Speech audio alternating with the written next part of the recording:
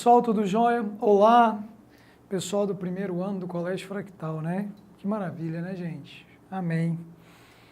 Continuemos aqui o nosso bate-papo sobre a próxima avaliação do pessoal.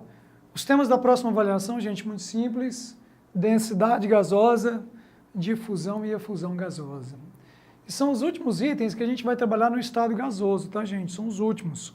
Do estado gasoso, nós exaurimos, tá? No ensino da química, tá? Na física tem algumas diferenças poucas, mas na química nós usamos. Primeira coisa, gente, densidade de um gás, como qualquer outra coisa, é a massa sobre volume.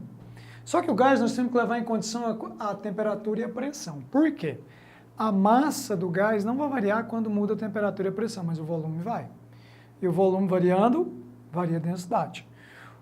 Uma das maneiras é estabelecer parâmetros, é calcular a densidade como sendo a massa molar sobre o volume molar. Acompanha aqui comigo, ó. Aqui, massa molar sobre o volume molar. Levando em consideração uma determinada condição de temperatura e pressão. E para todas as duas, a unidade de medida disso, gente, é grama por litro. Tudo bem?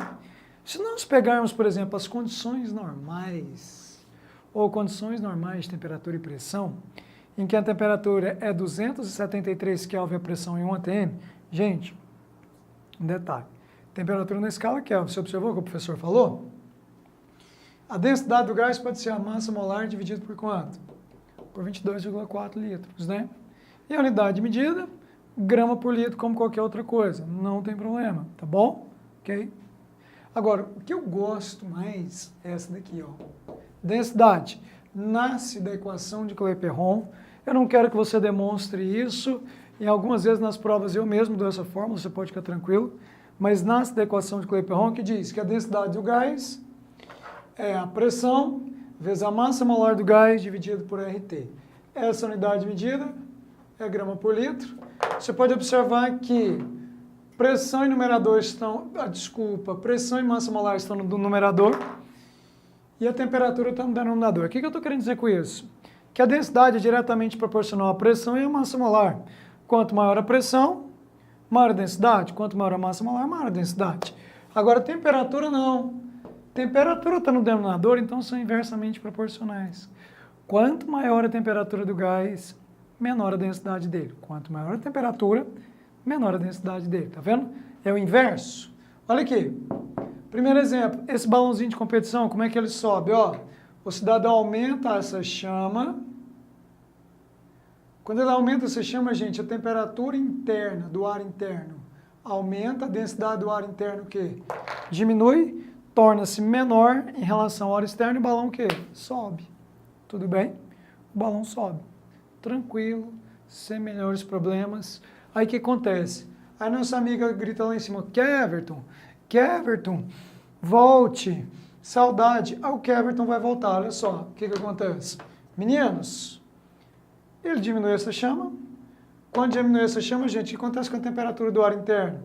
Ela, diminui a chama, ela diminui, esfria um pouquinho. Se a temperatura diminui, gente, a densidade do ar o quê? Aumenta. A temperatura diminui, a densidade do ar interno aumenta e o balão o quê? Desce. Gente, você pode ter certeza que eu vou te perguntar isso. Por que o balão sobe e por que o balão desce? Esquentou, aumentou a temperatura, a densidade diminui, balão sobe. Esfriou, diminuiu a temperatura, a densidade aumentou, o balão desce. Tá bom? Ok? Outra coisinha que eu queria conversar com vocês é a densidade relativa dos gases. Densidade de um gás A em relação ao gás B é a massa molar do A sobre a massa molar do B. Primeiro, isso aqui é adimensional. O que significa? Isso não tem unidade de medida. Só que ele te dá uma informação importante. Ele te mostra o quanto a densidade de um gás é maior em relação a outro gás. Eu acho isso legal. Meninos, olha só para mim, por favor. Fala como que esse balão sobe. Esse balão, gente, inclusive foi inventado com a ajuda de um brasileiro. Foi inventado com a ajuda do Santos Dumont. O Santos Dumont chegou para mim e falou assim, Bruninho, enche esse balão aí de gás hélio. Esse aqui é o balão dirigível, tá? Balão dirigível. Para os mais antigos que assistiram a Liga da Justiça, era o balão da Liga da Justiça. Se você perguntar para minha filhinha, ela fala que é o balão da Peppa, tá? Ok? O ar atmosférico, meu pessoal, o ar atmosférico tem uma massa molar, algo em torno de 28,96 gramas por mol. E o hélio tem uma massa molar de 4 gramas por mol. L aqui é o gás, não nosso amigo da aula de física, tá? Ok? Você pode observar que a massa molar do hélio é menor do que a da massa molar do ar atmosférico. Isso faz com que a densidade do hélio seja menor em relação ao ar atmosférico. E o balão o quê? Sobe. Aí o cara fala assim, Bruno, mas vem cá. E depois como é que esse balão desce? Você recolhe o hélio e deixa o ar atmosférico entrar. O balão desce. Tá bom? Ok? Então esse balão ele sobe porque usa um gás de baixa densidade.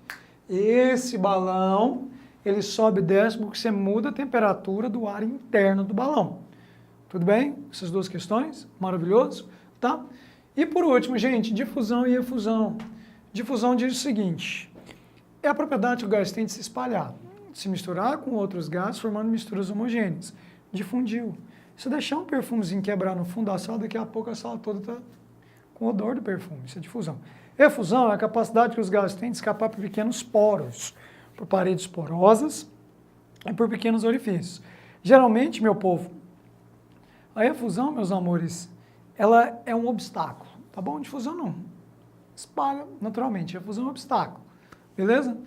Existe uma lei chamada lei de Graham que diz que a velocidade de difusão e efusão de um gás A em relação ao gás B, detalhe, detalhe, detalhe, nas mesmas condições de temperatura e quem?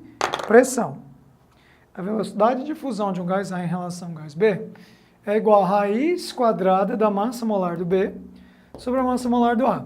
O que eu estou querendo dizer com isso? Você viu que a velocidade do B está no denominador e a massa molar do B está no numerador?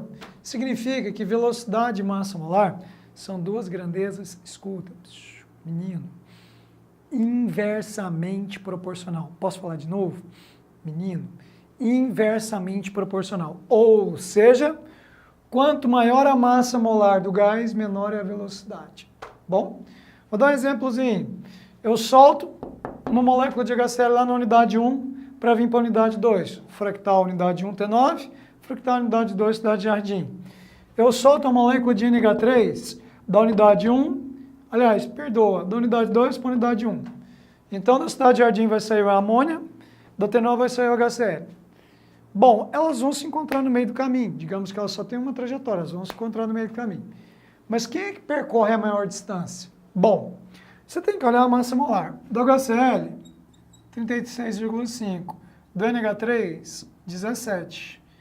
Meninos, olha para cá, meus amores. O NH3 não tem uma massa molar menor, então vai ter uma velocidade de difusão muito maior do que a do HCl. Ele percorre maior distância até encontrar com ele. Meu povo, eu vou deixar essa semana só para resolver exercício durante as aulas. Matéria de vocês, densidade gasosa, difusão e efusão gasosa. Aproveitem bastante, fechem a prova, tenham um final de ano tranquilo, tá bom? Muito obrigado, um abraço.